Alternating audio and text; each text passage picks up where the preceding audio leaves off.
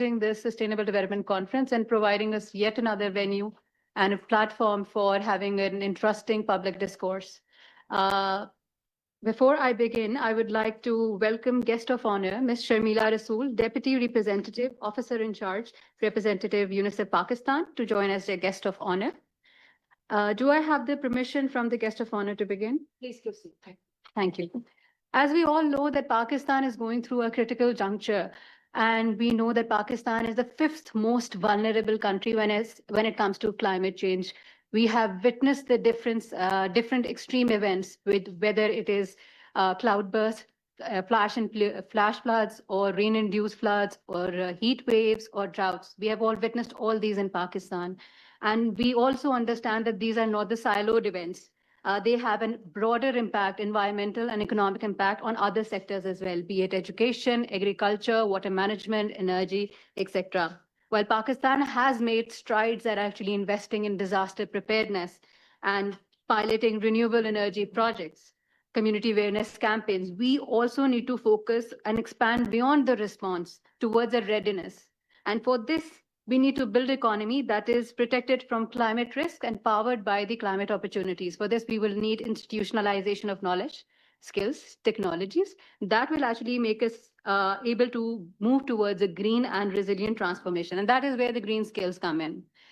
Given a country which is quite young predominantly, and 60%, more than 60% of the people are below the age of 30, when and if we actually invest in green skills, we'll be doing two things at the same time.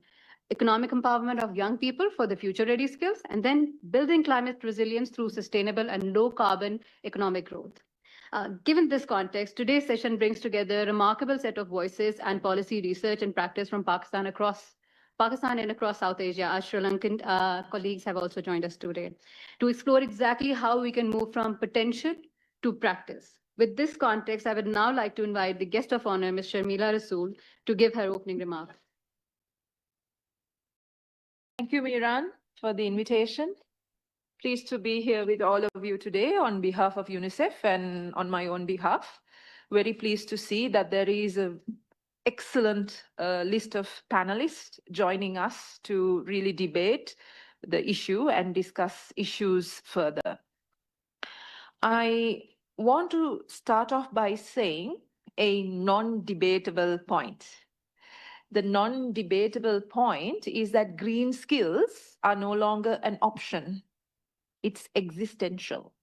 So we have, I think that part of the discussion is concluded. So there is no, we're not looking for justification or rationale to talk about how important green skills are. But before I delve into my opening remarks, which is very well crafted by both Sadaf and Miran, I have a very good talking point with me. I want to invite the panelists and the participants to just look back at the history for a moment. At times, we have to look back to look forward. So when we look back, we've seen the world has gone through several revolutions. The Industrial Revolution, the Agricultural Revolution, and the Digital Revolution. Now, if you take a closer look at these revolutions, you also see the Global South was not equally part of that revolution. The Global South has remained a spectator most of the time, and the Global South has contributed labor, not intellect, sometimes contributed resources, but not research. The Green Revolution that we are talking today gives us the opportunity to also change this, because it's in the making now. So if the Global South can be a co-author for the Green Revolution, without just being a spectator or a bystander, then the revolution outcome becomes more equal, and it will be equity-based. It will be not driven by a single intention or perhaps two or three intentions. So for us, how we see this from the UN perspective is the green economy or green revolution sets us on a path where we can also bridge the disparity, at least the economic disparity. We already know the economic disparity is growing. The gap between the poor and rich is growing. It's growing so much that we have even invented new words. We call it the multidimensional poverty because it's so much and complex, the gap, we find new ways of describing it. So the Green Revolution for us is not just about the young people participation. It is also driving equitable economic growth, which is also sustainable globally. So I want to make that first point to you from the UN platform, especially from the UNICEF platform. Second point I want to make is I want to zoom into Pakistan. That's the global context. I want to zoom into Pakistan. Pakistan is a South Asian country. So am I. I'm from Sri Lanka. So I'm South Asian too.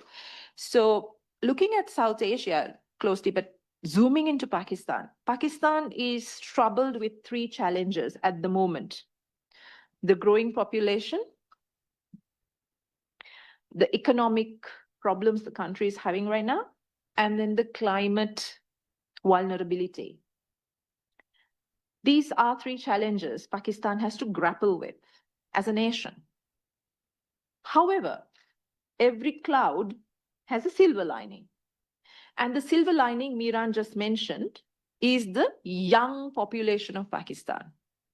68% of this country is below 30 years of age, which is, of course, a dividend if we harness that dividend and make it our opportunity. So my rest of the remarks are going to sort of draw all your attention into this segment of the population and what kind of opportunities we have at hand as a nation, Pakistan, and as a global player to make a difference. I will walk you through that if Pakistan's youngest population can be used as a global workforce, which is both skilled, not just in green skills, but also on life skills, which can transform economies which are not sustainable to sustainable economies, then you are not just shaping Pakistan's future, you are also shaping the global future. We have some young participants coming in and enthusiastic. I have a few questions in my remarks to you, so maybe you should listen a little bit harder. So welcome to these young participants who have joined in. What we from UNICEF think is that Pakistan can really do better in engaging the young people. And I'm so glad that this room has a lot of young people. You are the future generation. You are the leaders, not just of this country, because of the reasons I mentioned before. You are the leaders globally. You can shape the global future going forward. We as the current generation who's leading the globe right now have somewhat failed. Because if you really recall our childhood, we didn't have so much of climate problems. I don't recall floods during my childhood. So many floods, so many climate disasters. So we have done something not right as leaders. Now we are looking at the future leaders. The best that we could do as the current leaders is prepare the future leaders. Give all that we've got and more so that the future leaders can take on this challenge and win that challenge. So that is UNICEF's intention. We want to see all children, all young people, both boys and girls, participate equally in this green revolution. That's our mantra. And we will work with the government of Pakistan and, most importantly, the children and the young people of Pakistan to make this a reality. So what is the proposition that we have for you to discuss further? I'm sure there's a presentation on the Green Skills Framework. So what is this Green Skills Framework? It's not rocket science. I just want to break that down into simple points so that we can have an engaging conversation around how this will be going forward. Firstly, the Green Skill Framework integrates important skills that the young leaders need to have. What are the important skills? Obviously, the green skills, the life skills, and the digital skills. Because green skills will have to tackle not only one sector, it will have to tackle the energy sector, it will have to tackle the digital sector, it will have to tackle the agricultural sector. So these skills will tackle multiple sectors. So that's the first point I want to say, that within this framework that we want to propose to these participants to debate, discuss.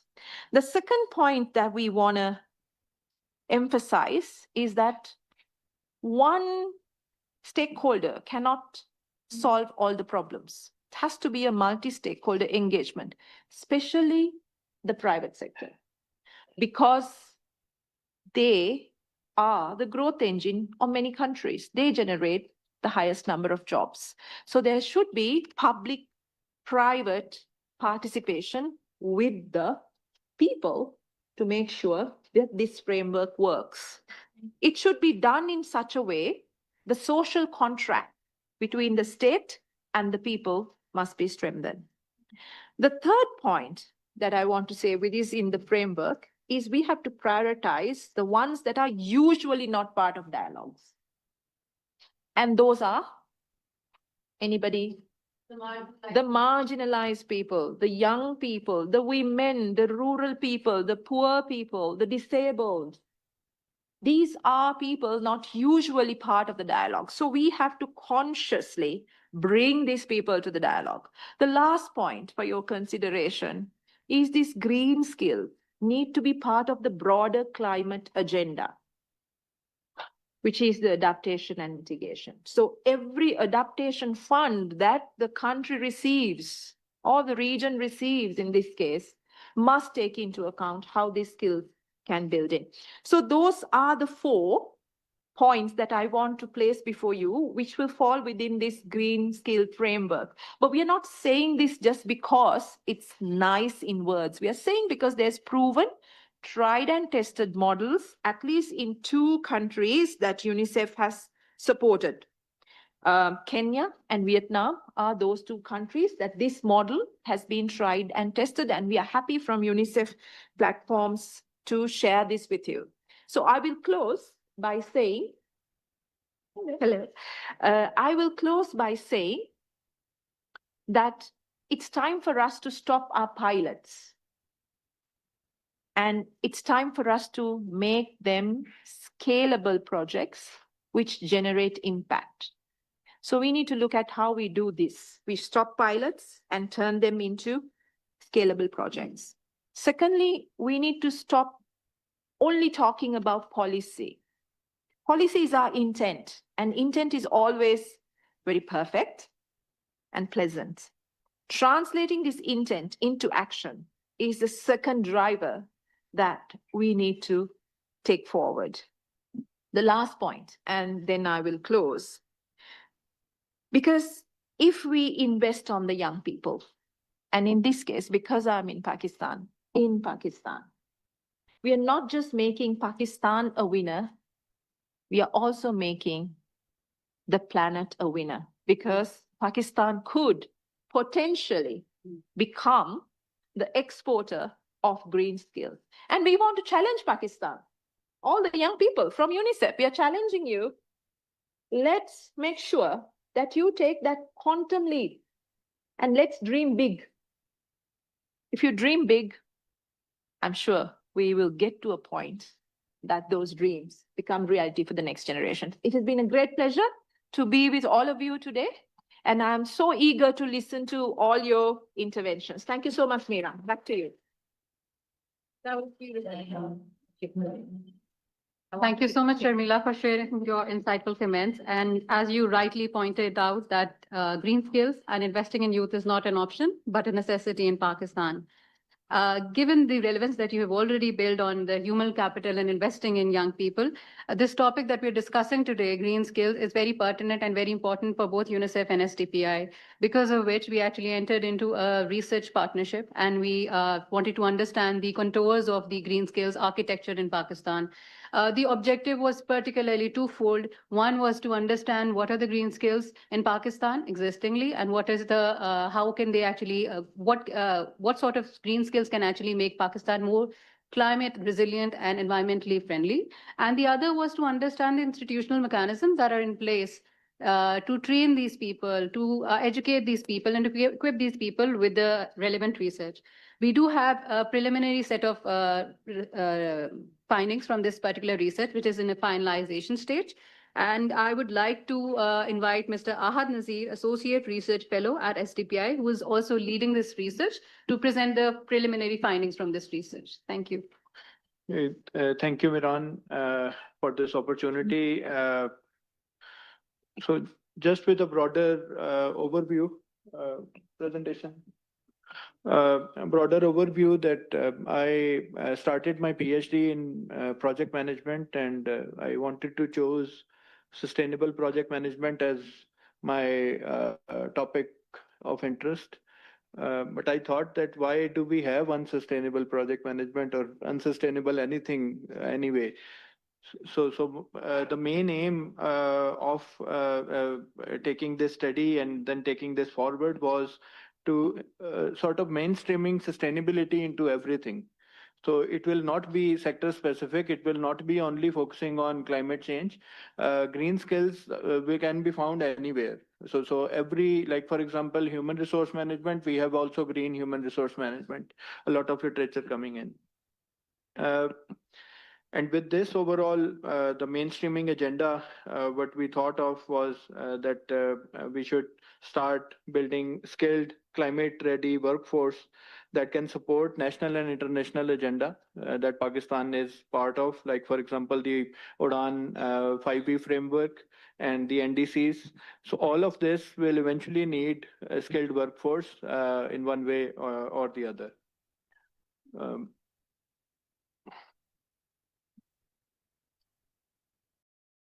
So these are the contents of my presentation. I'll just go on.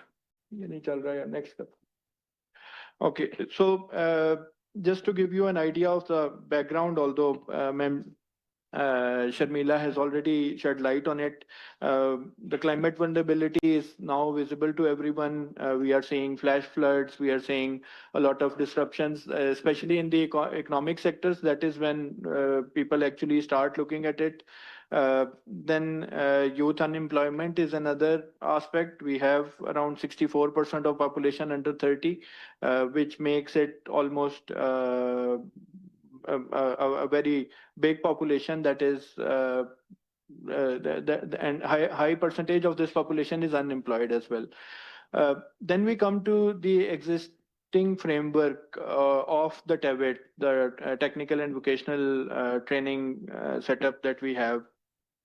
Out of the total 730 NAVTEC programs that they have as part of their overall national vocational training framework, only 33 out of them can be qualified as green. So this is something that we started off with. We had to go through the course outlines for all these 730 NAVTEC programs, and only 33 of them, which are very explicit, like for example, there is a program on drip irrigation, or there is a program on climate smart agriculture. So they are very explicit. But again, I think the concept should be that we should mainstream green into everything, and having that, so we have a lot to do in terms of creating these certification programs and the qualifications accordingly.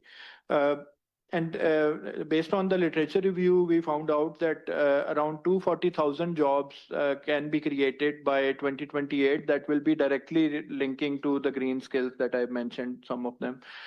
With some sectors that specifically mentioned were agriculture related, climate smart agriculture, renewable energy, and then there are some waste management related aspects as well.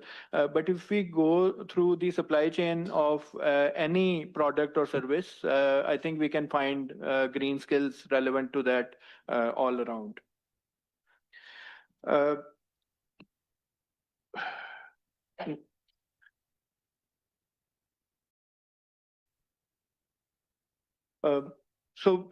Based on that, if, the first step was to define the green skills. So we went out with a very, I think it was a very big literature review, taking into account around 126 studies, out of which 74 were included based on the Prisma approach. And based on that, some of the definitions that came around from international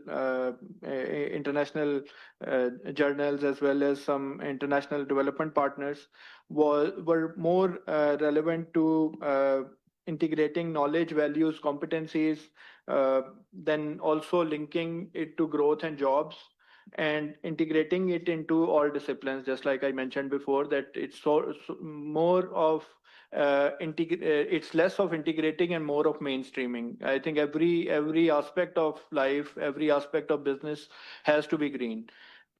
And then, of course, there is a very strong adoptive and cross-cultural skill base.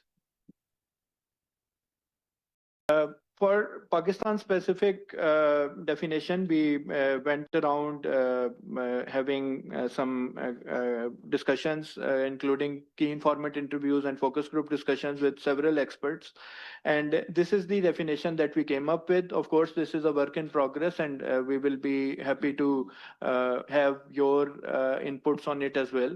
That green skills can be defined as a combination of technical, cognitive, and behavioral capabilities that include sustainability knowledge, digital knowledge, and practical competencies for key sectors. And key sectors are defined as agriculture, logistics, construction, and energy. But if we look at the value chain for anything, I think these all will be included in that in one way or the other. So next up, focusing more on the study that we were doing. Our main overall goal was to provide a coherent national policy framework because TVET is a provincial subject, and we also have to focus on creating policy that sort of integrates all the provinces without creating any negative competition between them, and of course creating positive competition. And based on that, then we went around first of all to have a nationally contextualized definition. Number two, we tried to articulate a theory of change that can be used to link curricula, financing, and labor market demands. And the third objective was to recommend phased and system-wide actions and robust MEL system, MEL architecture that can be used to improve the system on the go. And this also includes creating the recommendation for creating one index, which can be a green skills index or a skills index anyway, that can be used for all policy discourse going forward. And then, of course, we also have a plan to give out an implementation roadmap in this regard. The methodology was mostly qualitative. We had a very detailed literature review, as I mentioned before. Almost 126 studies were screened down to 70 documents that were then screened in detail. And we had key informant interviews. There were 20 interviews with different government and private sector players. Then we had focus group discussions. There were 4. One was on climate smart agriculture. Another one was on renewable energy. Then we had women BISP beneficiaries and employer validation panel. Purposive sampling was done, and we created a code book that was later on analyzed using Atlas TI. And then we inductively and deductively took out the components from that. In parallel, we also did a data analysis of the Navtech LMIS system, which had a lot of data, and that data was used to create the future KPIs for the framework. So the framework has a three-tiered approach. The tier one green literacy component is morely based on awareness and basics of climate and safety. The second component, tier two, will be focusing more on the job creation part, and that will be technical competencies, like, for example, the PV installation, drip irrigation, composting, and some of these are already included in the Navtech framework as well. Then the tier three is most important, which we feel because there is a lot of need for demand creation here as well. So the concepts like green entrepreneurship and systems thinking in regards to creating a youth leadership, I think this is something that is missing and very important that should be taken care of. So these were the three tiers of our framework. Of course, there were some cross-cutting design principles, as Ma'am Sharmila also mentioned. Gender was one of the very early indicators. Navtech data also suggests that women are normally not part of a lot of technical and vocational trainings. It's mostly men. So this is one aspect that we focused on. Similarly, the other one was digital enablement. This is also important, but of course, we also have to consider the digital inequality aspect as well, especially for provinces such as Balochistan and interior Sindh. There is a lot of issues with digital connectivity. And then rural side of things also had to be considered, because if we talk about the climate smart agriculture, then those practices usually being followed are mainly focused on old primitive methods that might not be that green, but the rural population has to be aware about it rather than the urban population. And last is, of course, the employer alignment, that if we sort of create alignment with the requirement, the demand and supply both have to be managed in order to sort of create more buy-in for people going into degrees rather than technical and vocational trainings. The overall system architecture and the theory of change, I'll just like to briefly explain. Our theory of change is based on evidence generation. As I mentioned, there has to be a skill index, which should be the basis of all future policy directions or otherwise. Curriculum development, what type of new programs need to be included. It has to be driven by evidence, and there are internationally available skills index that can be used in this way. I personally believe that this can create a positive competition between the provinces that can also help us down the line. The next, of course, the focus is because there are issues with federal and provincial coordination. So the policy formulation, pilots and scale up has to be aligned accordingly, and the piloting should be focused on performance-based incentives. So, for example, if one district is performing better in this skill index, then we can incentivize them in some way, like financing or maybe giving them opportunity to make better labs or any other aspect. Third is, of course, the governance aspect. I believe, although Navtech has done very well in terms of giving us access to a lot of data with regards to the technical and vocational trainings, but I think this data has to be converted somewhat into more usable form, and then, of course, we can also talk about that skills index here as well. And the last is the delivery part. The delivery part has to be more blended in nature, and we have to recognize that the blending also has to be done in a way that it is more inclusive, especially for the rural population, because we don't see a lot of people like, for example, we have some examples like the program by Ignite, I think DG Skills program, where almost the enrollment and the completion ratio is hardly 26%. So only 26% of people that enroll actually complete that program. So I think one aspect is that it is a free program, so people don't take it seriously, but there might be other aspects that we need to look at as well. And then going into the expected outcomes, I think if we focus on the data-based curriculum review, we expect that around 240,000 new jobs can be created by 2028, and this is just based on literature. The actual number might be higher than this. And I think the KPIs that should be set up, especially with regards to the green skills, should be in terms of placement rates, then the metric ton of carbon dioxide avoided per year, and also what type of contribution to the national GDP those programs are doing. And based on that, we can then prioritize some programs over the others.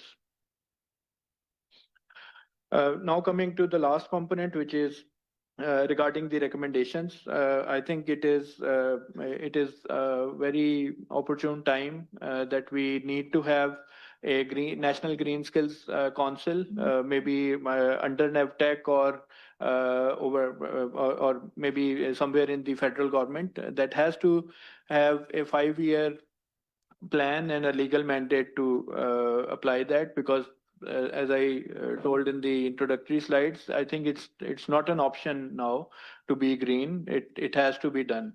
And it will affect our exports. It will affect our economy. It will affect a lot of things going down some of the years.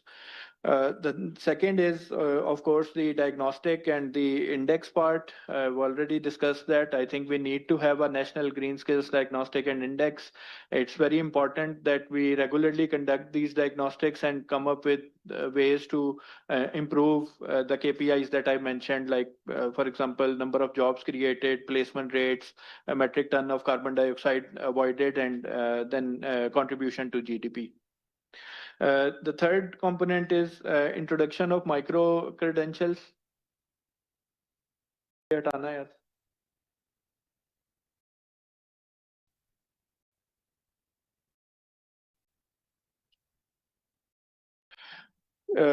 Micro credential modules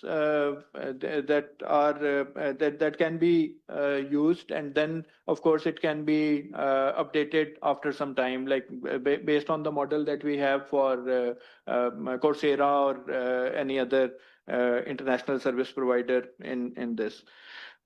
Again, another aspect is the financing part. The outcome-based financing option has to be included. There has to be some priority on some programs that are performing better than the others, so they should be financed appropriately. And just like I mentioned, gender security has to be ensured in all TEBIT programs. We have to be very inclusive.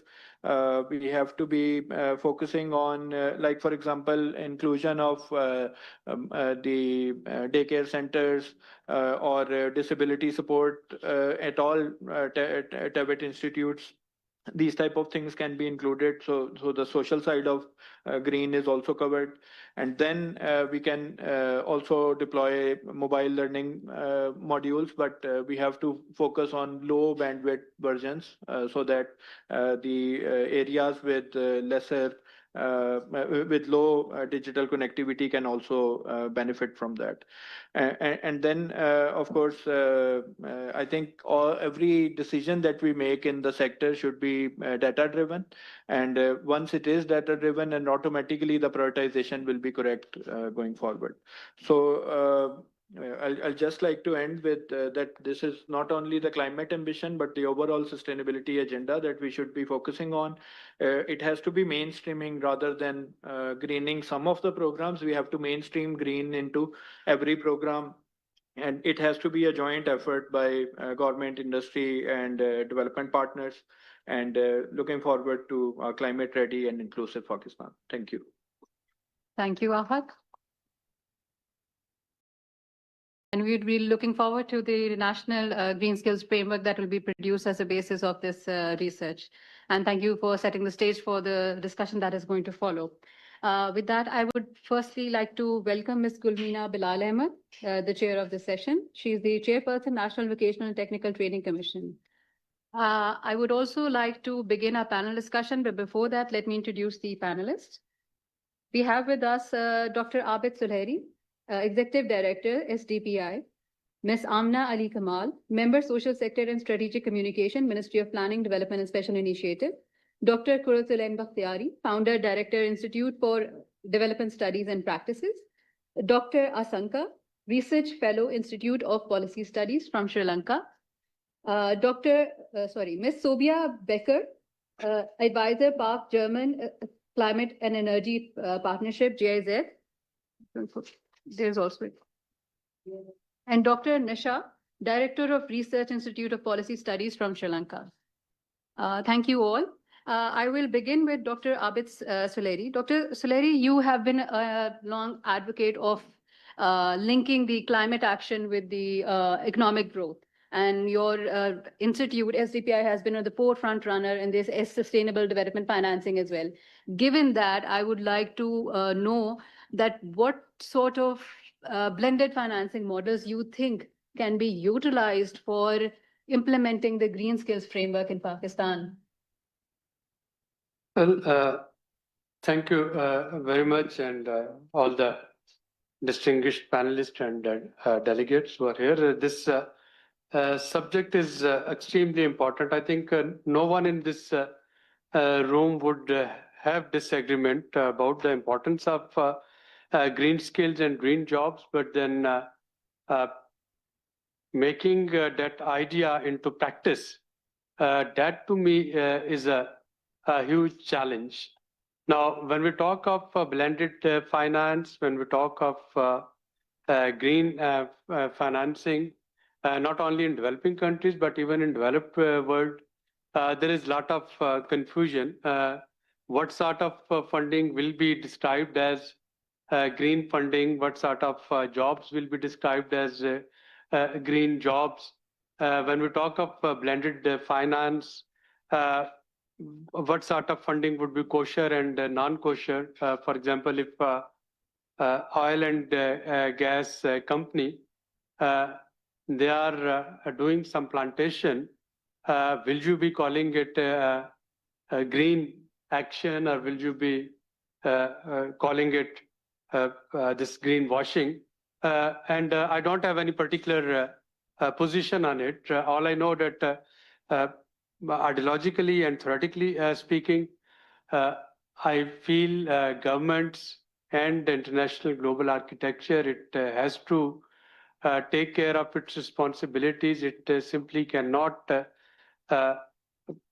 absolve its responsibilities by shifting them to private sector in the name of blended finance. But pragmatically speaking and practically speaking, when I look at this disorderly world and the shrinking development assistance, I think private sector has to play its role, and that's where we are talking of how private sector would be encouraging and linking it with the green finance. Another point that I would like to highlight is the compulsion for private sector to go green. Again, while one may have disagreement on this CBAM, and our climate change minister yesterday in the opening inaugural plenary, he spoke at length about it. Carbon border adjustment mechanism, where the export from developing countries would be subject to additional duties if those are not green.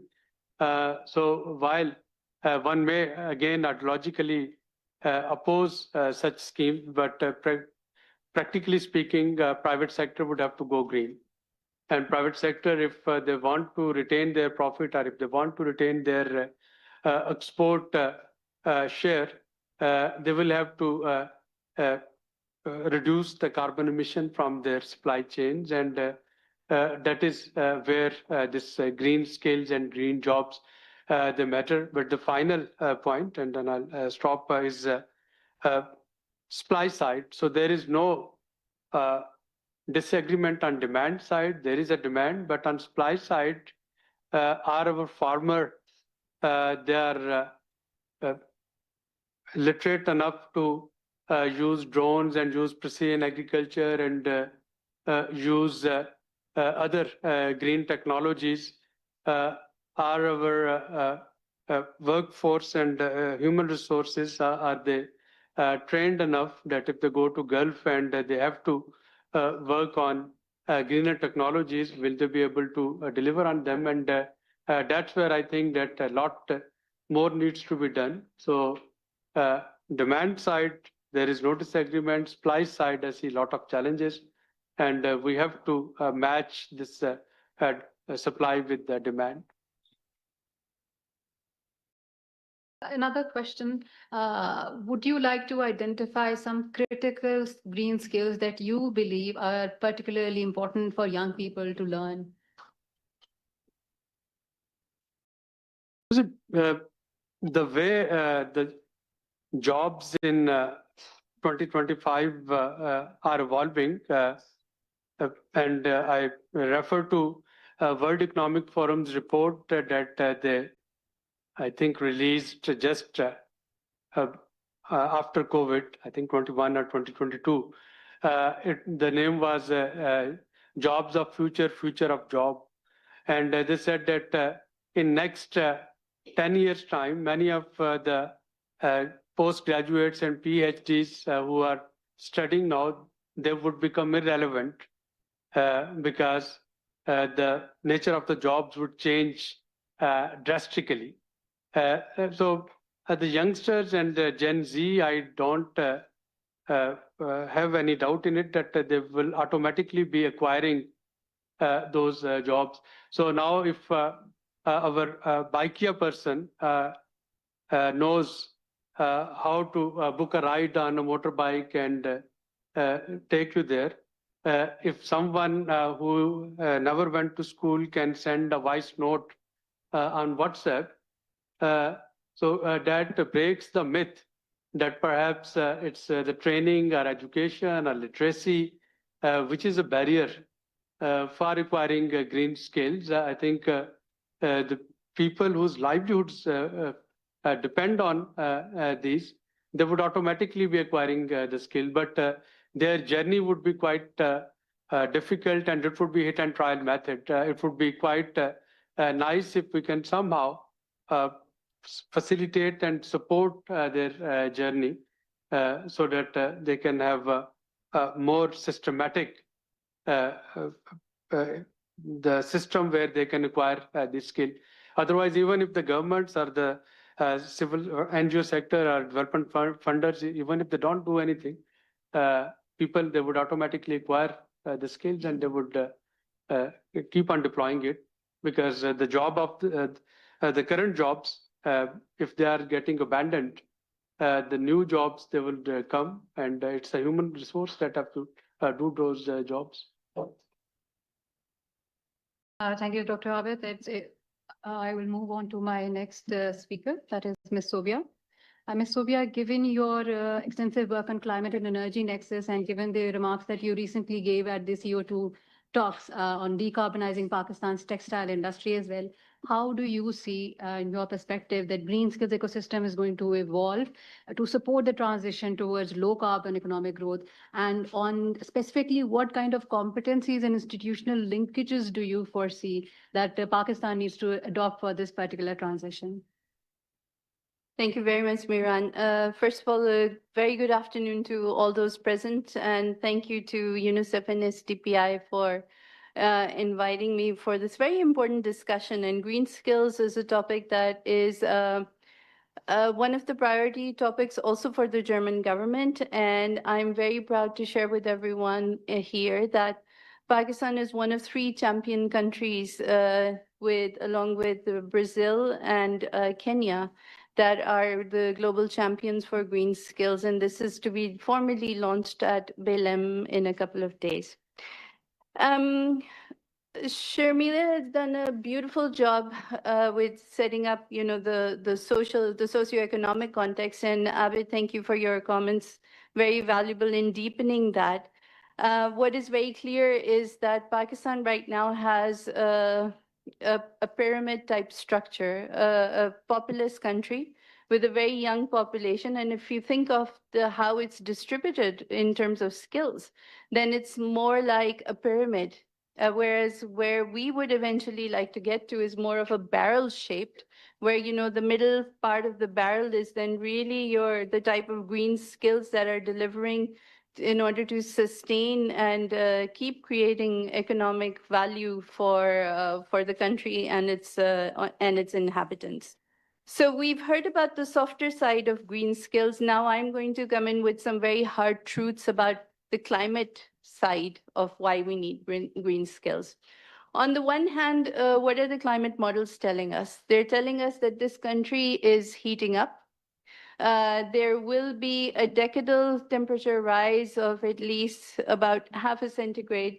And this is important to consider because it's going to impact your hydrological cycles or the availability of resources, the inputs of production that you're going to need. All of that is going to be affected in addition to the other impacts on your people, ecosystems, and the services the ecosystems render. This is very critical. Obviously, when resources are being impacted, that also means that there is a need for a very high degree of resource efficiency and productivity across the spectrum of economic activity that we're seeing.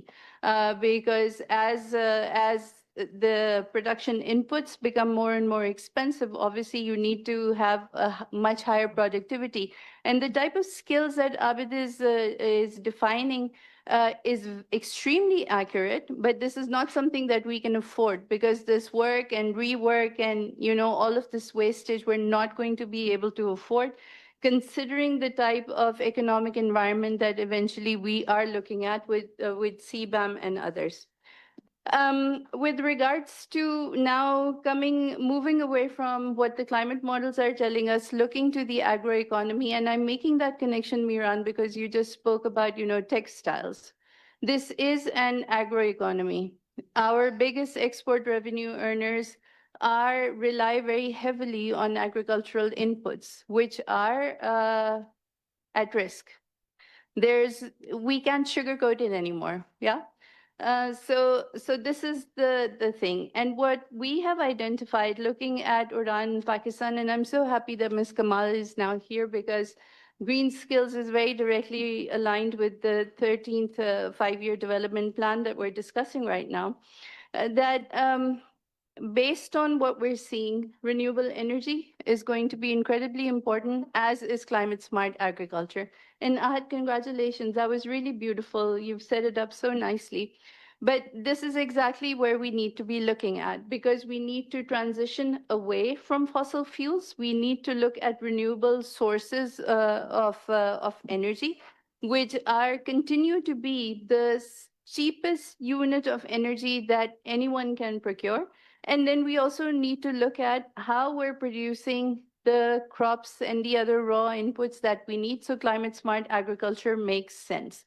Bringing all of this together, when you look to CBAM, for example, what is CBAM? The trading partners in the United States or in the EU and the UK are Pakistan's main trading partners. They're very answerable to their constituents. People there do not want to have polluting products. Now, when even buying a simple pair of socks and jeans, people want to know how many liters of water went into producing this. Is this product, does it have extended producer responsibility? Do circular economy principles apply? This is the type of awareness that we have.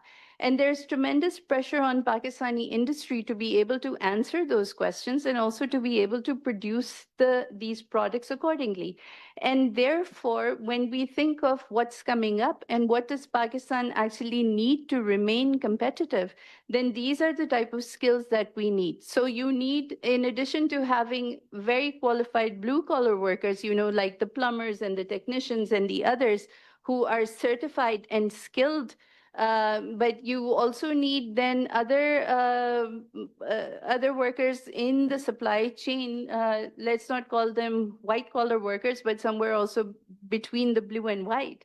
You also need these workers to be extremely aware. So the middle management layer that can do the energy audits, that knows where the carbon footprint can be minimized, that can address leakages in the system, that can address materiality in the system, this is also going to be incredibly important. When we think of institutional linkages, then this is where development partners like German Development Cooperation have a very big role to play. And this is in terms of we need a systemic transformation. There are 4 main pillars for what this systemic transformation is going to look like. That is going to be capacity development, that is going to be knowledge transfer, technology transfer, and it's going to be institutional strengthening. So the governance arrangements of this, where we can help our national partners create the type of enabling environment they need to make this happen. And this is where initiatives like the Global Green Skills Initiative also comes into play, in addition to the UNICEF Green Skills Accelerator program that you were also mentioning. There needs to be greater alignment, between these programs and also in terms of how we connect.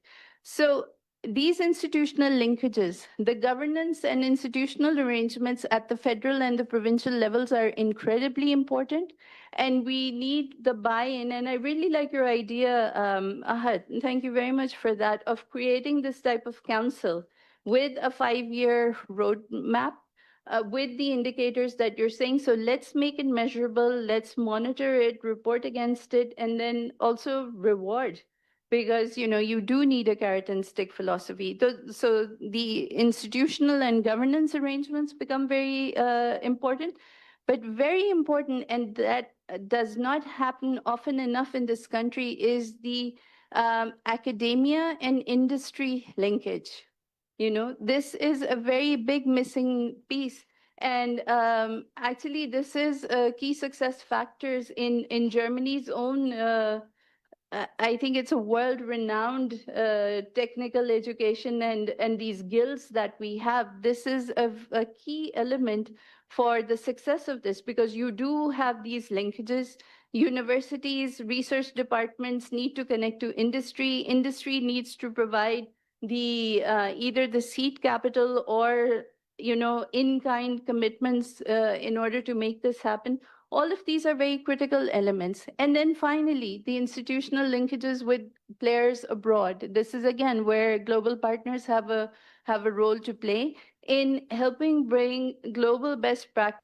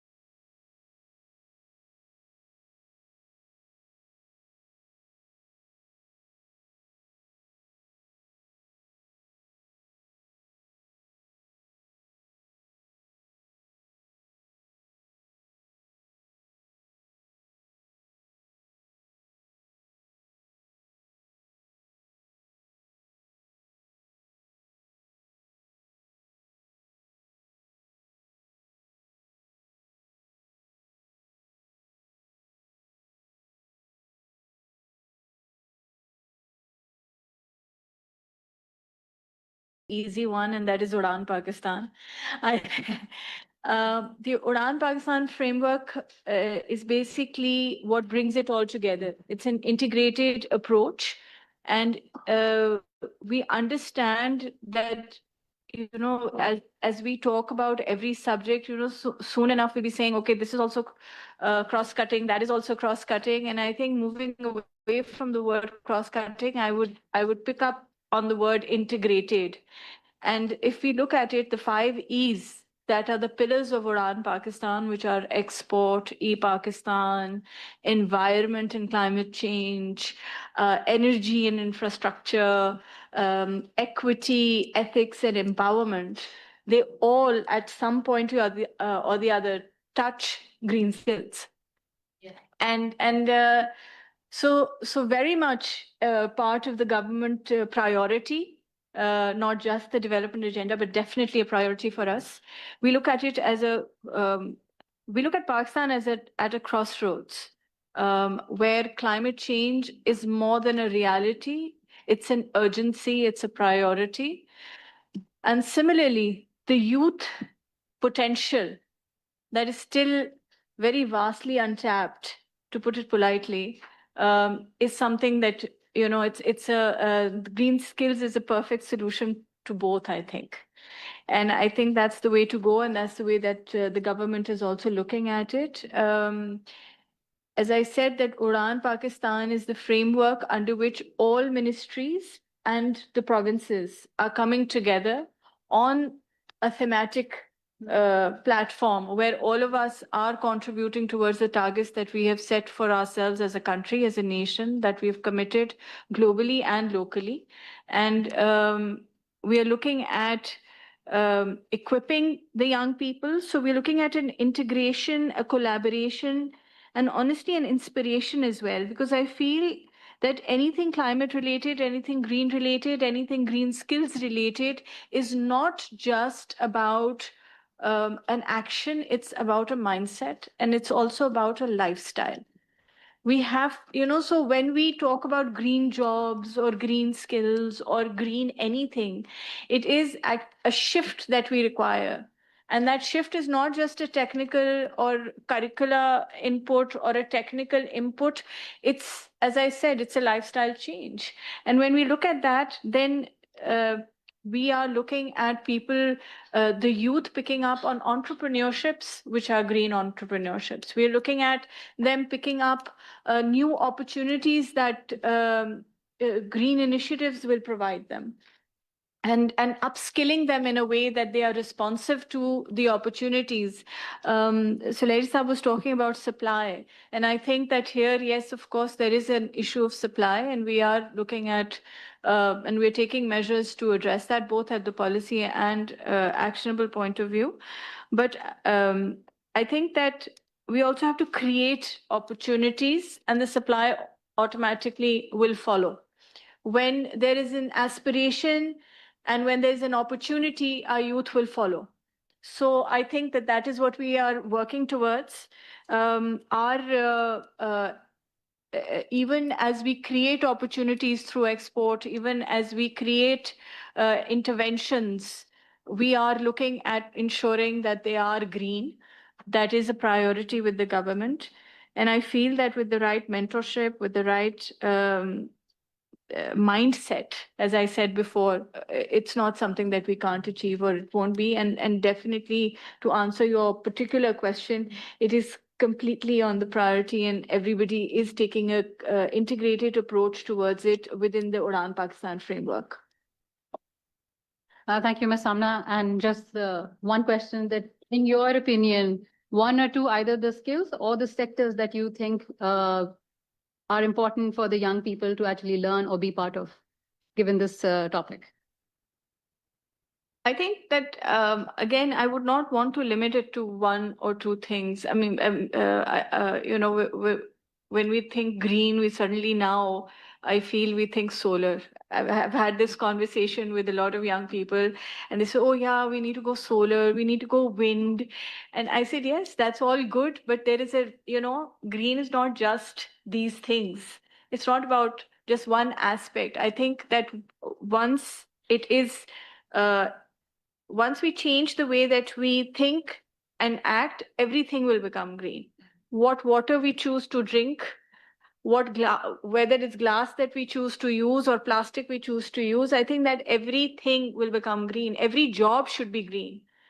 And I think that everything, I mean, whether it's the government or the private sector or anything, once that whole perspective and approach and practices changes, everything will become green. So, and should become green, I think. And that's the only sustainable way for us, not just to address this opportunities and this huge youth potential that we have, but also to address the adaptability and the adoption of that climate change requires for us to do.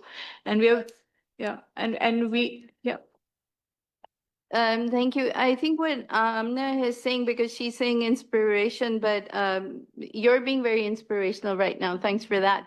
A very critical aspect is also the just transition, because when we talk about solar and wind and moving away from fossil fuels, then the reskilling or the upskilling of persons who were engaged in these traditional sectors, this is also going to be very critical. Look, for example, to Thar and the coal-fired power plants that you have there. What will happen to the communities when there is no more mining? So the just transition piece, that also has to figure very, very largely in what we're doing. Thank you.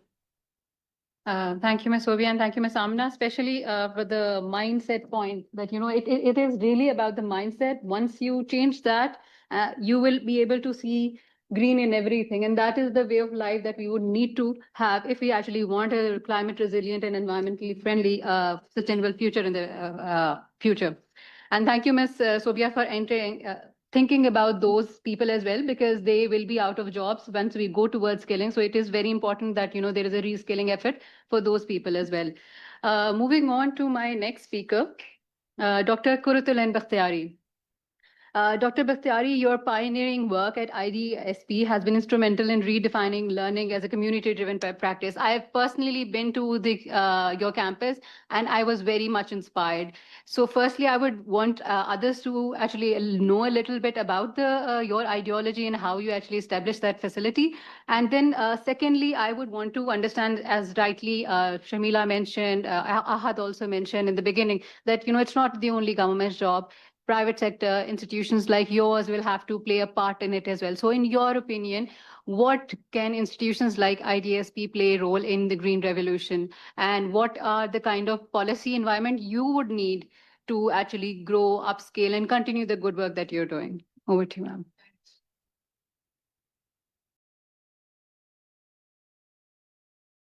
Thank SPDI and UNICEF, and all that I'm hearing is so inspiring for me.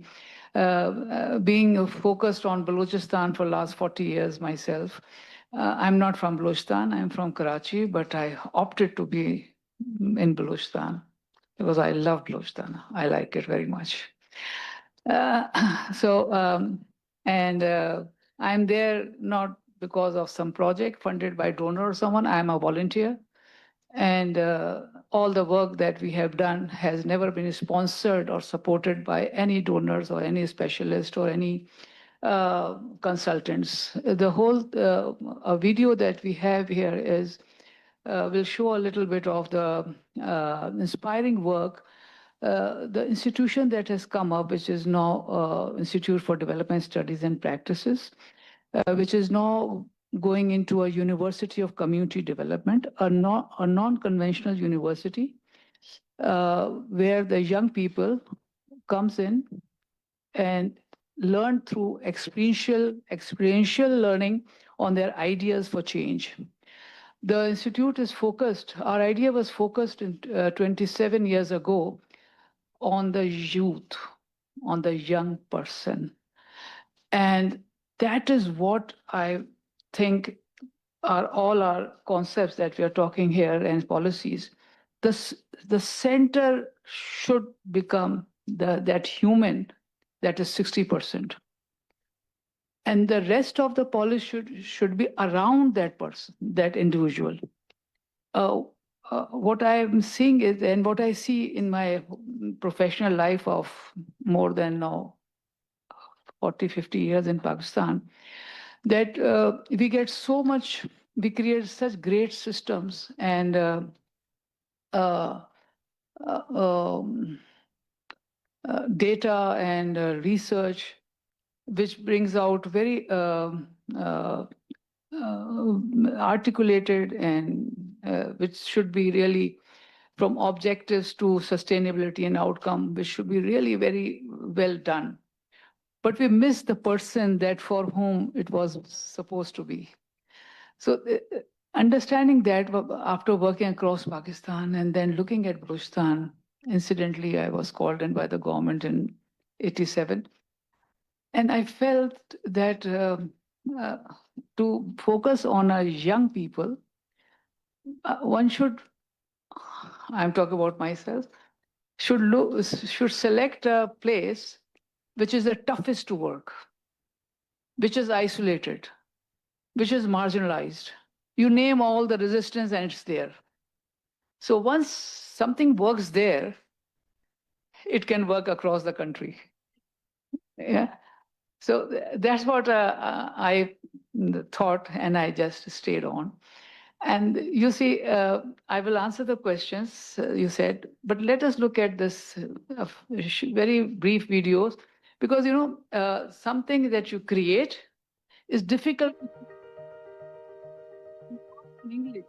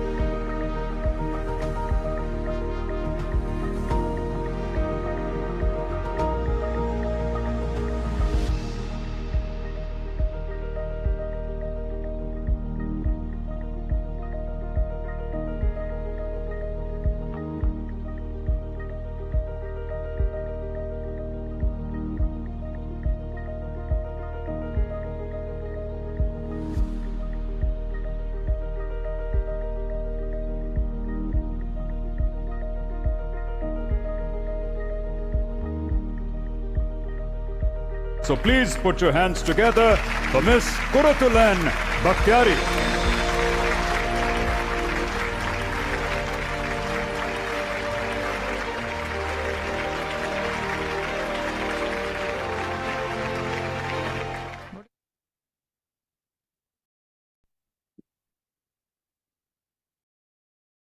I'm sorry, it became a little long video. Everything that you saw in this video, which is a lot more to say. The whole building is constructed is mud structure, and is done by the local young people of that Hannauda, because they had knowledge of mud, and they knew that when earthquake happens, if something falls, you are not really killed under the iron and concrete. And likewise, the sheeps, they bring the sheep and the cattle bring more than 60% revenue in Balochistan. So they have an entrepreneurial thing. Every child has a sheep. The day one they give a sheep and some chickens to the young one, and they raise it and they sell it. So what I am trying to say is that we built on. I did not know. I was urban, Karachi. I learned from there. I learned from Balochistan that their youth, their young people are, the way they survive, the way they find out their ways is miraculous. And that's what we build on. Another lesson that I have learned, and I would like to bring it on the floor, that NEFTEC or whatever we are doing, we must make the youth the center, not any policy the center.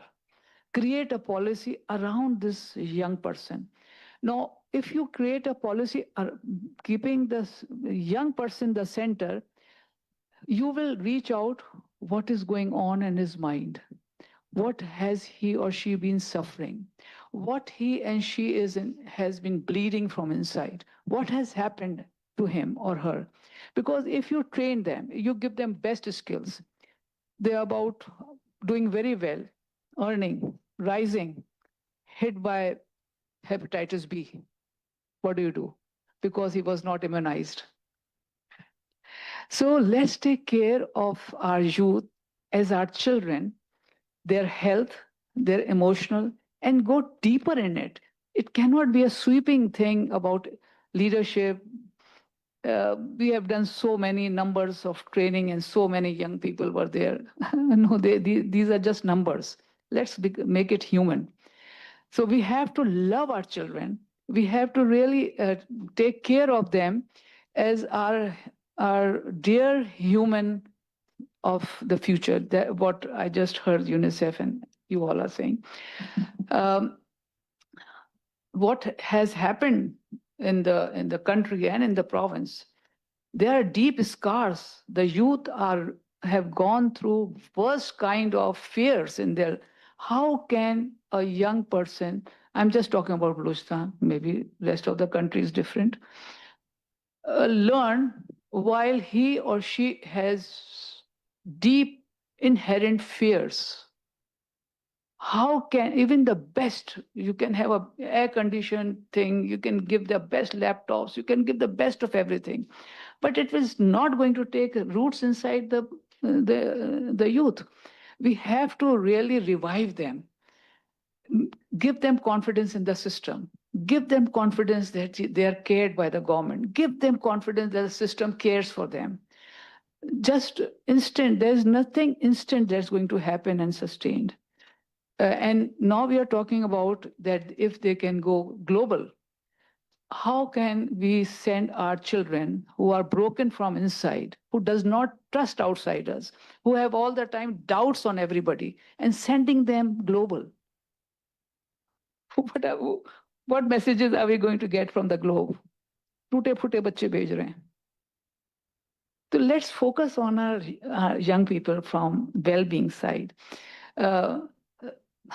They're neglected. They have been raised on the streets. They have been raised on the whim. But पैदा हो गए पल जाएंगे ऐसे nobody cared, schools never cared, nobody cared. And we here are making a policy or something focus on the young ones. But I find very concerning when our researchers or our policy presentation shows excellent techniques of programming, but the person gets lost because the professionals of those projects becomes more important than the individual for whom that was. So my concern is, I hope once again we don't miss the boat. This is about 60% majority. And our majority youth are outside the formal system of education. The education system, the training system, the NEFTEC has its own standards. Until they are 10th grade, they can't enter. So where are the 10th graders? Which school is producing 10th graders, girls and boys? Hardly, if you see in class, in Kachi class, there are about 60, 70 children sitting. In 9th, 2 or 3 are sitting. In 10th, only 2 or 3 girls are sitting. From where are you going to get the 10th graders? So look at the standards that we have, and it is important to have 10th graders. But where is the education system producing 10th graders, especially girls? In Balochistan, NEFTEC has beautiful program. The things they offer, my heart goes out. I wish all children should go into it. But where to get those children from? Because they don't qualify. They don't have that credentials. So your question, IDSP as a University of Community Development, we are non-formal university. Never will be a degree-giving university. We create young people. Anyone can come. We have no credentials. Come with an idea of a change, and we will take you through your idea, connect you with your own self, your immediate family love of your family. We work with the families a lot so that the families own their children back from the streets, or a quiet girl who has been cornered in the house, never cared for. She has to come in the mainstream. 500 girls traveled to Karachi as midwives of Balochistan. Traveled to Karachi, stayed in Karachi for 3 months, became first-class professional midwives and came back, and they're serving in the communities. The leadership and more are happening. These are women. So how to make them mainstream? This whole campus is created by them. Everything that you saw is created by the young people who have been ousted from the system, who were never accepted in the formal education system because they could not fulfill the criteria. They had to work, they were never present in the school, or they did not know English, or they did not do this or that, whatever. So our system of education, our system of training, the work is, their mandate is to empower the young, the children. But how come you close your doors on them? Because you are not a 5th grader, you cannot come in this. You're not a 10th grader, you cannot. Why are you closing the doors? Why don't you have options for all kinds of children? How can an education system close their doors and say no? It's a sin to close the door of educational institution on anyone because of the criterias, because of the requirements. So this is where we can come in and partner with any program to build that gap up, prepare them and for the mainstream programs that brilliant programs that you people have. Thank you so much.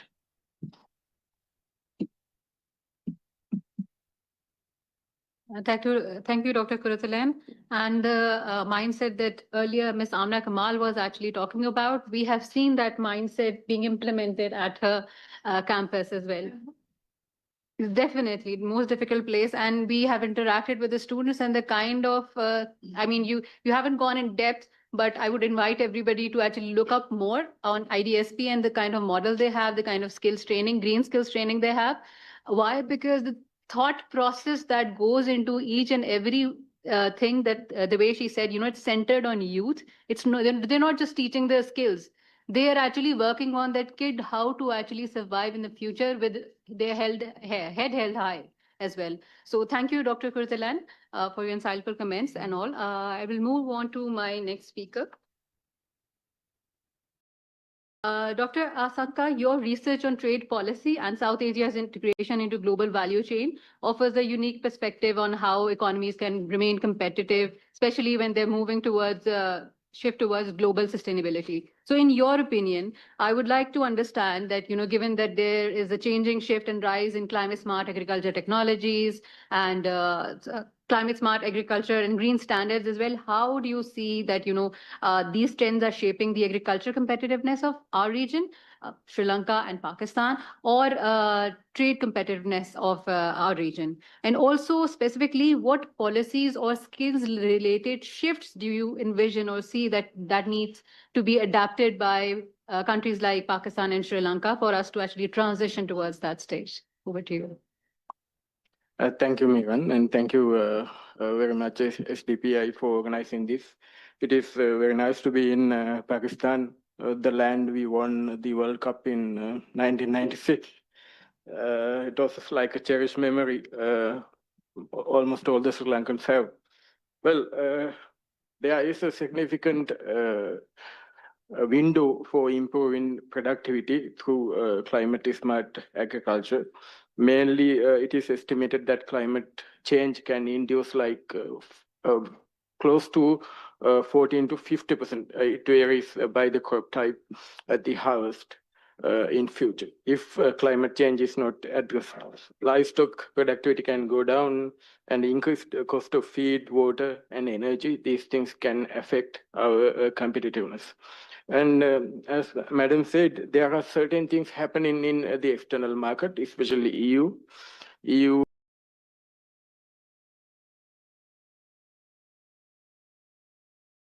has rolled out CBAM. CBAM is not affecting agriculture, but there are other industries like steel, cement.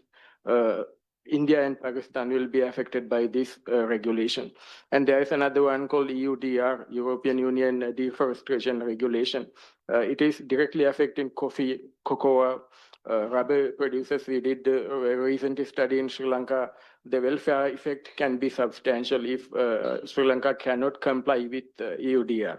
So what can be done? What is the role of climate smart agriculture? So these are like, if you look at the technologies, precision farming, improved water and soil management, drought and heat resistant crops. So especially the improved water management and the soil management is very important for countries like Sri Lanka, Pakistan, South Asian countries mainly. If you look at the numbers, 1 cubic meter of water is producing just 130 grams of crops in Pakistan. That is water productivity. For India, it is 390 grams. China, 800 grams. For USA, it is 1,560 grams. So it's like there is this window for achieving more productivity. Then we need to mainstream this within the overall policy framework. Why is this happening? Why this low productivity is existing? It is because of the existing incentives. In Sri Lanka, Pakistan, India, incentive structure like subsidies are for low-valued, water-consuming products, crops like wheat, rice, cotton, and those products.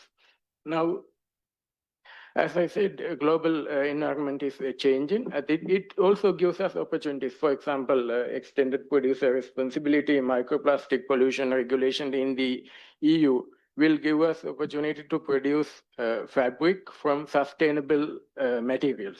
For example, hemp, jute, banana peels, pineapple. But again, these are very water-consuming industries. We need climate smart agriculture and also technologies to reduce the water requirement in these areas.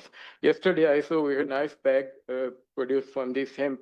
We can fetch a very high market value in the EU. And also, it is like achieving comparative advantage in new areas. But we have comparative advantage in the similar technologies, because Pakistan, Bangladesh, Sri Lanka, India, we all have comparative advantage in producing textiles and ready-made garments. The overall policy shift should be the scarce resources like water should have the real price, whether we like or not. Then the retention of large agricultural labor force and also allocation of large area of land for this water consuming agriculture can be gradually removed. It is a politically challenging process, but there is no other way around. Yeah. Thank you very much. Thank you. There's just a small follow-up question. Given that you're from Sri Lanka, from regional cooperation standpoint of view, how do you think we can actually learn from each other, basically the South Asian countries, to work together through trade linkages or policy alignment or knowledge exchange? What sort of mechanisms do you see we can actually learn from each other, whether it's Sri Lanka or Pakistan? Yeah, this is a widely talked topic, especially when it comes to South Asia. We have free trade agreements, Pakistan, Sri Lanka also, we have a free trade agreement, and South Asian countries, we have free trade agreements. But the trade integration is not that satisfactory. It is mainly because we are producing the same set of products. Pakistan has the comparative advantage in a set of products. We also have that. So we are not mutual buyers. So there is no way forward in this. Instead of that, the only way forward is producing new products. I think technology transfer is the major thing we can do. For example, India has a very good jute and hemp, that industry. They produce nice commodities, and also they have machinery, those knowledge. So Pakistan may have the natural resources to grow these things. So that's the area we can think of, especially through agreements for technology transfer. Yeah, thank you. Thank you so much, Dr. Asanka. I will come to Dr. Nisha. Dr. Nisha, based on your extensive work on labor markets and skill development, particularly in Sri Lanka, could you share some current status of green skill initiatives in Sri Lanka, if they're at the very nascent stages or if they're actually being implemented? And also identify some key challenges and opportunities that you have foreseen in Sri Lanka. How can green skills become part of the vocational and technical training systems in Sri Lanka particularly, and we'll learn from that from Pakistan. Okay, right. Thank you so much, and thank you for inviting me to be here. Thank you, UNICEF and SDPI. So first thing, I think like Pakistan, Sri Lanka is very committed for a green economy. So it has some development benchmarks. It wants to be 70% have renewable energy by 2030 and net zero carbon emission by 2050. And also there is a decent work agenda. So all of these are very conducive for a green economy and developing green jobs, for which you need green skills. But then there are the challenges.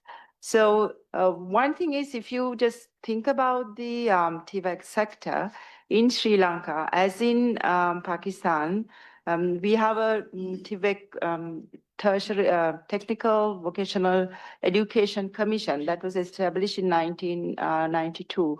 So all the training programs in the country are coming under that, and it has a certification program, and there is a national vocational qualification program where the commission actually assesses the quality of the training provided, and then it decides what kind of competencies the youth should have, or the students should have, in order to get a certification. So all of that is really very well placed. And we have government sector training providers and private sector training providers. So all of them are under the commission. So all their training programs have to be under this. So it's very easy to integrate the green skills into this whole system. But there are a lot of problems in going forward. So one thing with the government sector, the problem is the training programs are widely available across the country. But the resources available to the training programs are very little. And the trainers are not very well qualified because they are not paid the market rates. So they are not innovative. They don't have the time or the resources to be aware of these emerging trends like green skills and so on and so forth. So because of those things are not incorporated into the training program. So there are a lot of issues. If you look at the private sector training programs, they are very commercially driven. So you find a lot of training programs geared towards developing IT skills or managerial skills, and it's not very broad. So there are limitations there as well. So those are the issues in the TVET sector. But going beyond that, there are issues with the training uptake. I mean, I was very interested in what you were talking about, because if you are talking about in Pakistan, 60% of population being youth. In Sri Lanka also, maybe it's not that much. But if you look at the share of, in Sri Lanka, the share of population, youth population, 15 to 24, I don't have the statistic for 30, 15 to 24-year-olds who are in training is only 5%. And I looked up the number for Pakistan, it's 6%. So your 95% are not even in a training program. So you have these beautiful projects to develop training, certification, and all of that. But 95% are not even benefiting from any of that. So I think you need to look at the person, what do these people, and then I saw a number at the beginning of the presentation, 26% of those who even go into training don't finish, so you have 5% going into training, only 1% are finishing the training. So where do you want to start? Developing green skills, you need to first address this whole issue. I mean, this issue has been there. The first of these papers I have seen for Sri Lanka is 1971, about the skills mismatch and, the difficulties in getting people to train. So what is the problem? So I'm going to disagree with you. You said there is demand. Problem is there is no demand, because where is employment?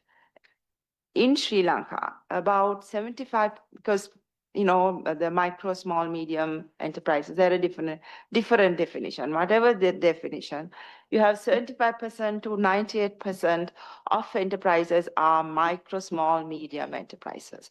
And they are really vulnerable to economic the volatilities, political changes. So they think very short term, and they don't integrate, and they are not covered by all these government regulations and policies.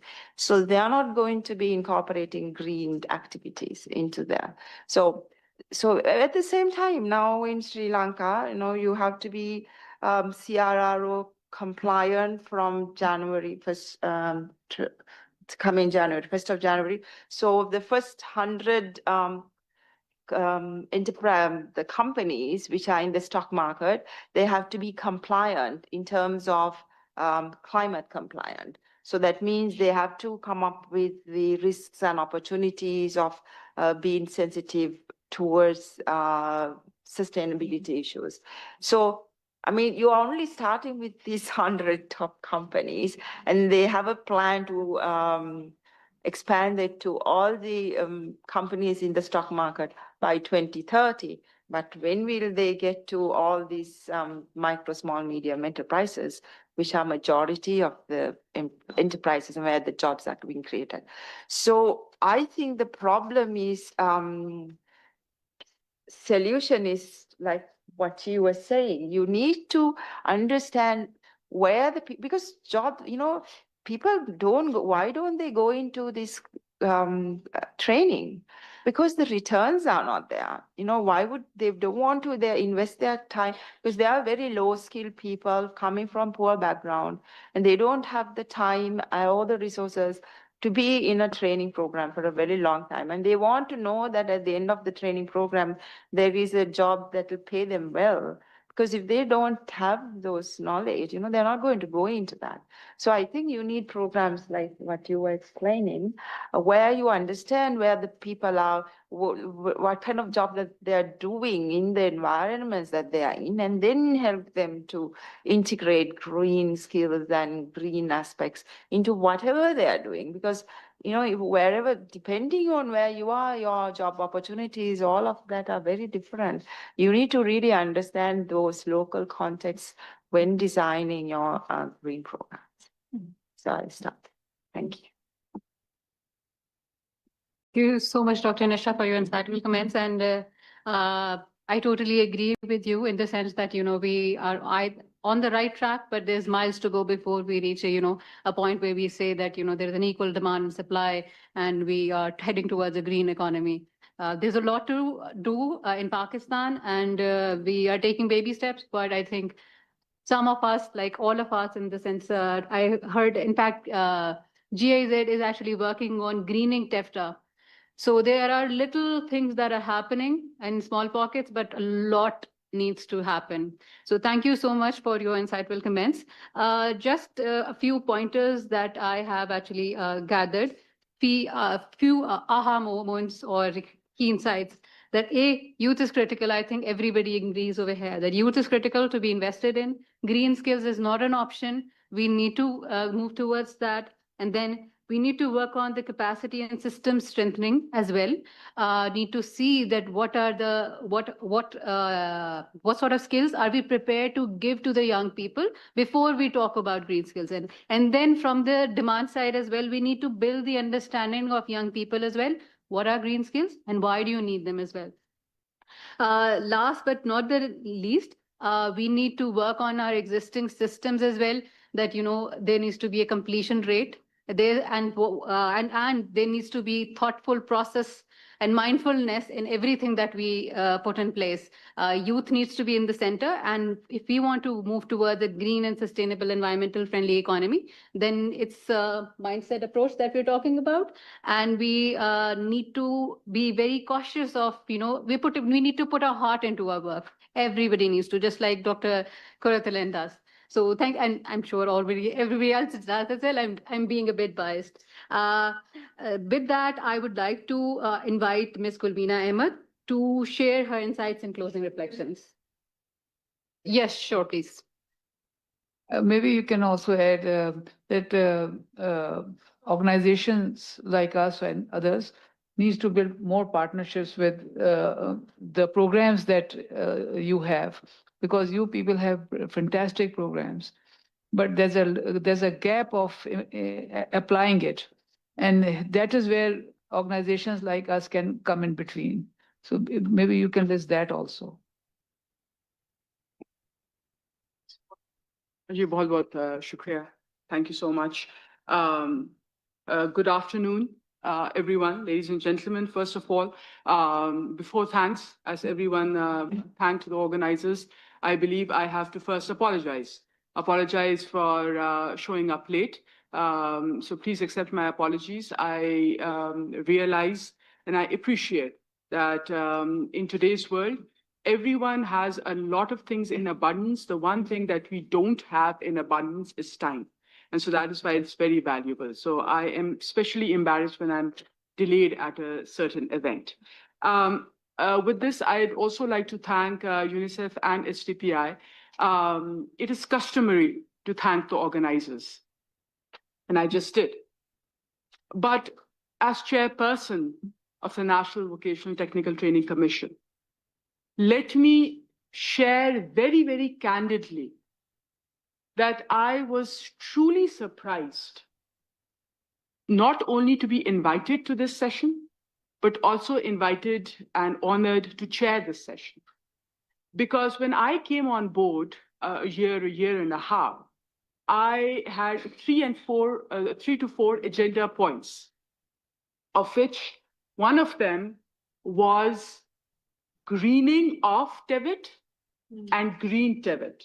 I differentiated, and how I differentiated, I'll come to in a minute. But a number of my team members said, "Nee, madam, ye hamara to nahi hai. Ye to Ministry of Climate Change wale karenge, ya planning wale karenge." You're creating jobs, you're training individuals, you're training young Pakistanis, middle-aged Pakistanis, you're reskilling people. And what does the NAFTTC's charter say? The charter says workforce ready individuals. Does not talk about youth. So it's basically, in today's Gen Z's terminology, it's plug and play. You need plug and play individuals to come out of your training institutes and join the market. Now, when we talk about market,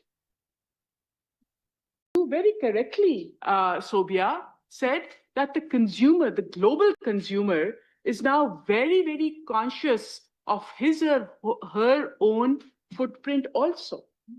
And so would not want to partake in any kind of arrangement or process where he or she becomes part of the problem rather than the solution. So I was very happy that I was invited, and I was running around with the NAFTAC headquarters telling everyone that I got invited to the green panel. And this is a chance that we can actually share as to what our perspective is. Now, it would be amiss of me not to thank GIZ for supporting a number of our initiatives, but also focusing on developing our technical capacity and competence. Now, one of the questions when it comes to greening of TEVIT, which basically means, because we've got conventional, industrial, and what we call IT trades, right? So when we talk about greening of TEVIT, most of us are obsessed with greening of the plumber, greening of the scaffolding, greening of the HVAC technician, as well as the industrial sort of, face of it. And of course, IT is there. So greening of TEVIT and the green jobs, which I'll come to in a minute. So one of the first things as a baseline that we sat down with our development partners and said, what is the state of labor market readiness for green jobs? Because remember the plug and play mandate. So for plug and play, I need to show to our bosses as part of Uran Pakistan also as to the numbers, the quality, the return on investment, because this is public money that we're spending. Now, what is the ROI on this? And I am here to share, as you all know, that while it is socially responsible, while it is good for our planet, while it is imperative and there's a sense of urgency, we can also make money. So that it makes economic sense also. Now, let me just share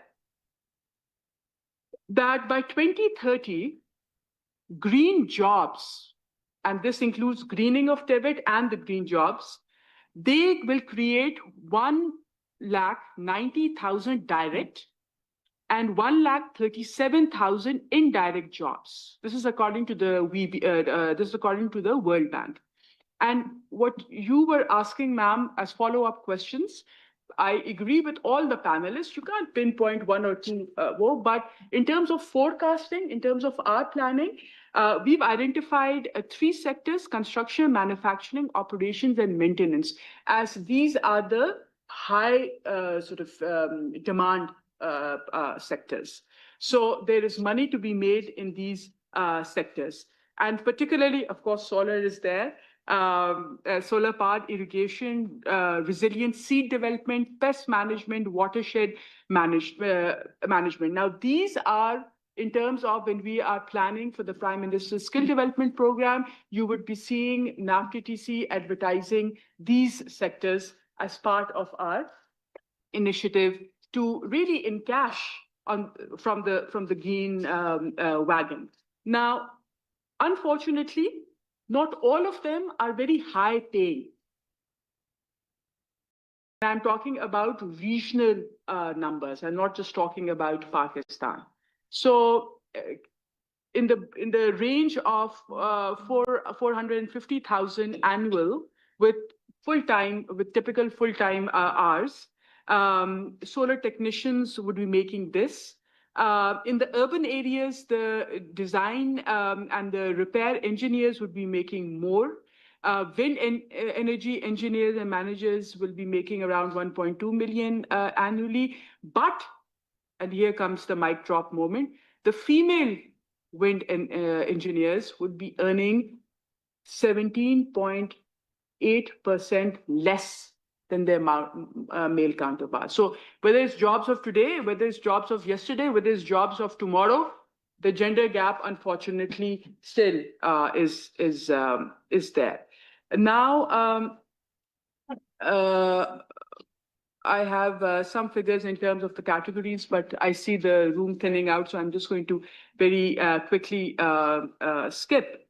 But what we are now doing under the Prime Minister's Youth Skill Development Program is that we're moving also, we have the in-person, but we're also moving to hybrid programming. Why are we moving to hybrid programming? Starting with flipped classrooms concept, because what Madam Kurutulan said, we have to be inclusive. We have to be youth-centric. Women, we know from empirical research, cannot show up to your classroom at 8 o'clock, at 8 a.m. I can't, right? I've got other responsibilities. Yes, I can show up between 10 to 1. So, okay, where in urban areas, girls, PWDs, transgenders, they can show up, well and good. But if not, then you have to. I really liked what Kurutulan Sahiba said, from what I understood, that instead of me being molded like into the system has to respond to. And that is what citizen-centric governance is. And that is also what I understood, at least when Uran Pakistan was being conceived and was being developed, was that it was about integration and mainstreaming, which is why. And here I come to the points that I gathered from the worthy panelists, and the first gentleman, when as I walked in, the researcher who was presenting his data, unfortunately is not here. He spoke about the National Skills Council, for greening. Now, in the report that has also been submitted to me, and which, in fact, in the afternoon, there's a detailed presentation on, this is also one of the recommendations. But I ask you, ladies and gentlemen, aren't we weary of operating in silos? The Gender Council, the Child Council, the Green Council, the Blue Council. Why, when we talk about policy, a policy that is centric to individuals, that is centric to citizens, let's first acknowledge that, for instance, if youth of Pakistan we're talking about, the youth of Pakistan is not a homogeneous entity. My son, who is all of 19 or 20, is not comparable to a boy or a girl from Dalbandi. It's not comparable to a boy or girl from Kashmir, from Bajawar, right?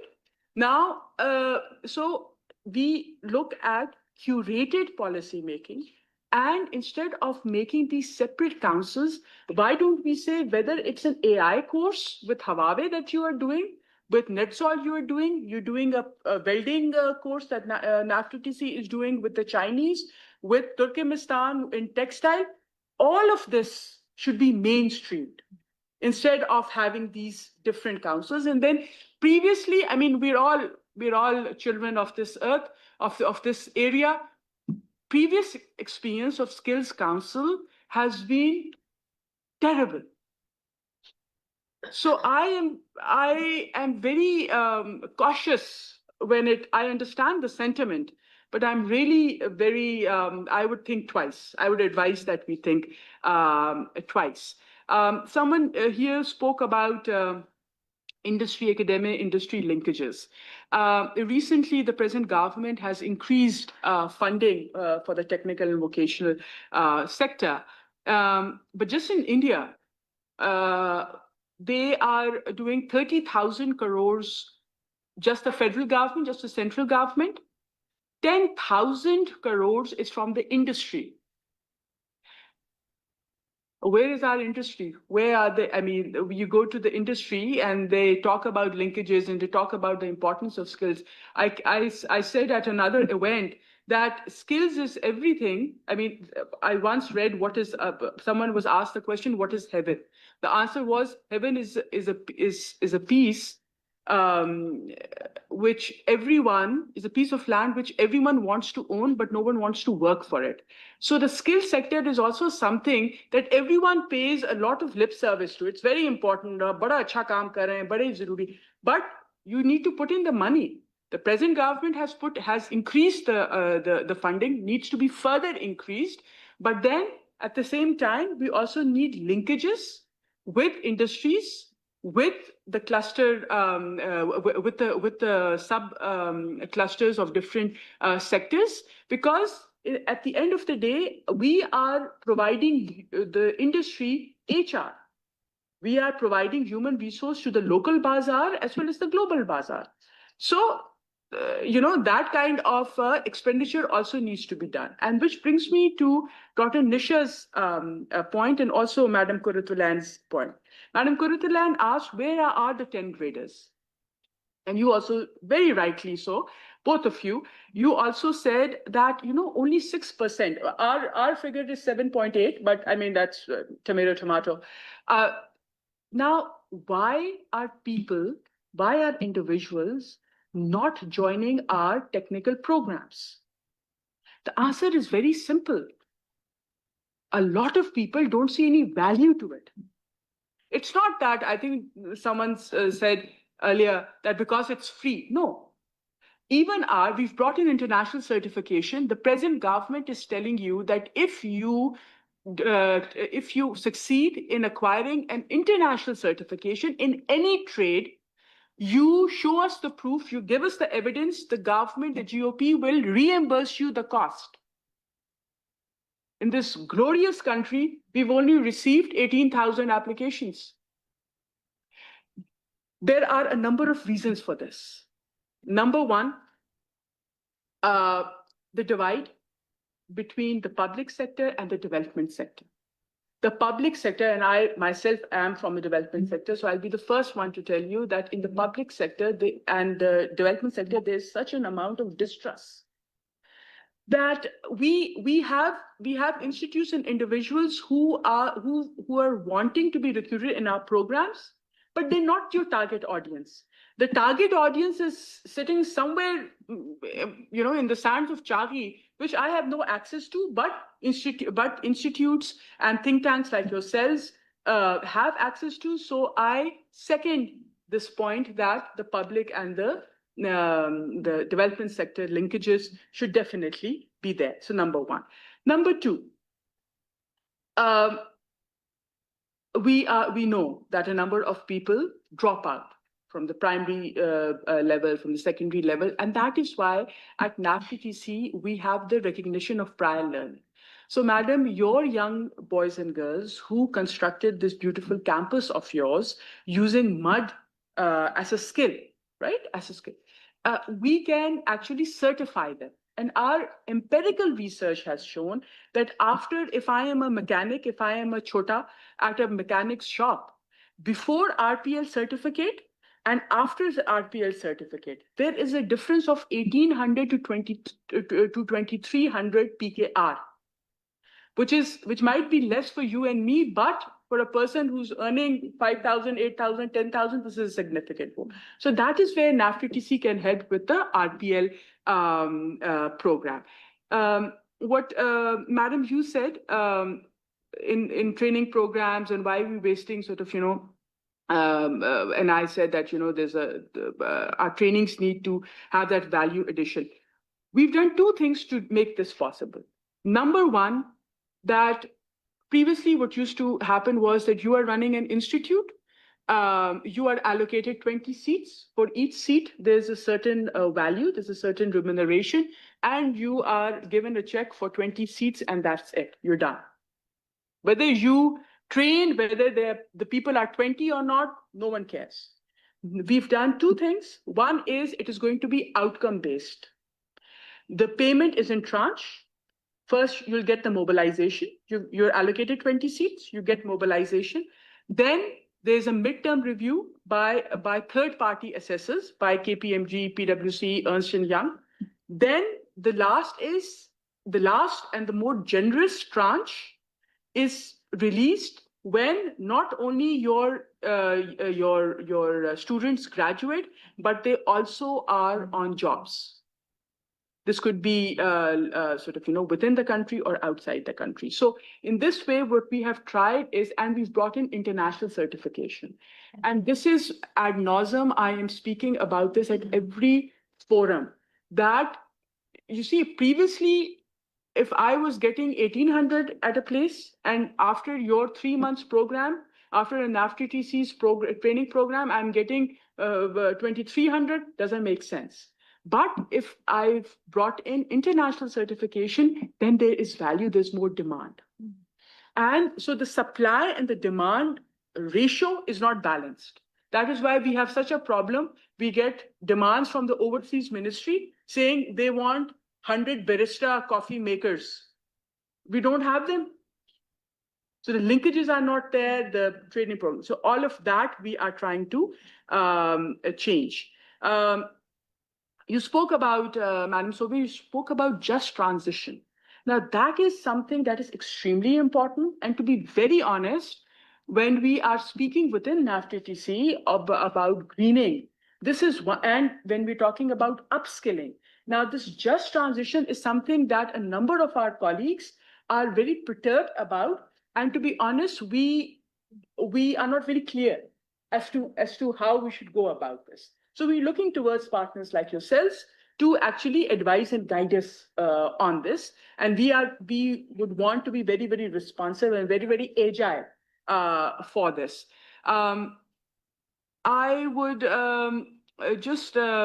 stop with just 3 points. One is that here it was said again by our first researcher that NAFTA-TC's data needs to become in more usable form. Please accept my apologies, but I don't understand what more palatable, usable form we can do. There we had the data that was there in 2024 was in the NSIS portal, and it was not available to the public. Since a year, we have made it public. Any district, any trade that you want information on is available on skillingpakistan.gov.pk, which gives you a district level profile from Chaghi, from Dalbandin, from to Larkana, to so semi-urban, urban, and peripheral districts. And not a single. We tell you how many technical institutes are present, which trades are being offered, local market, which trades are in demand. There's always that disconnect. And let me also tell you that not a single of those TVET institutes are operating at full capacity.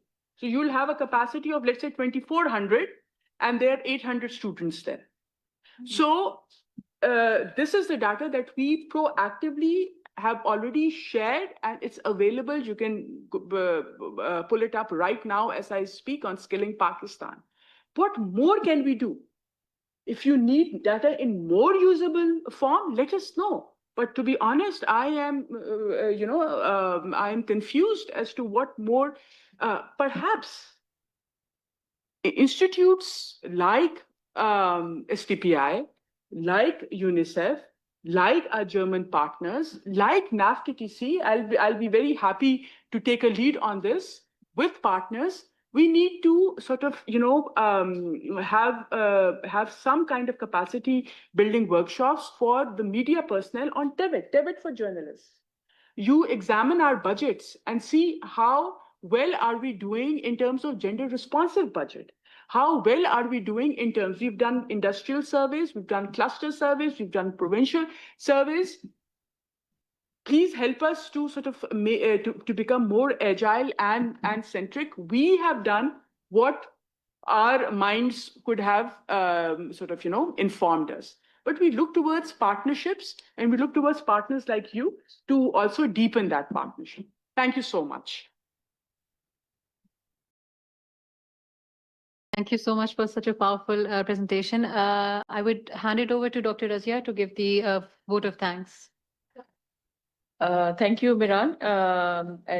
First of all, I would like to thank Honorable Chair, the Chairperson of NAFDAC, Ms. Gulmina, for her esteemed presence and the authoritative guidance for this session, and it has profoundly enriched this dialogue. Thank you for chairing this session. And secondly, we are thankful to Honorable Ms. Sharmila Rasool, who she had to leave early, and as a deputy representative for honoring this session, and for her valid guidance and very to the point discussion, creating the discussion points. And we are thankful to UNICEF, our valued partner and the supporter of this session. The initial findings from our collaborative project on green skills have shared today has formed the vital evidence base that has animated our discussion and enlightened many paths forward. And definitely we will take your point in that for regarding the council. And thank you, Ms. Sadaf, for supporting us in this case, and she's head of social policy. And thank you, Ms. Baker, for your perspective and continued partnership. And we thank Ms. Meena, obviously the Planning Commission was here, and they are obviously the very important partner in government. And thank you very much for your very practical guidance, and you have traveled all the way from Quetta for this session. And special, and we are there is a lunch time, so our guests from Sri Lanka has left for another meeting also. And special heartfelt gratitude is to Ms. Miran Jamal for moderating this session. And finally, I think our engaged audience, and I think there was a good presence of the audiences and the students from the universities, and really we could not take the question answer session, but because of the time constraints. And they were your presence and hard work had been inspirable. This session has powerfully demonstrated that a green skills economy is the essential bridge between our youth, our environmental goals, and our national sustainable development ambitions. And finally, I would like to thank my team, Khadija, Alishba, and Anila, who worked hard for the last 1 month to make this possible. And I would request all of you to give a clap for them. Thank you very much. Thank you all for your presence. And lunch is served there. And now we will have a group photo. Yeah, thank you.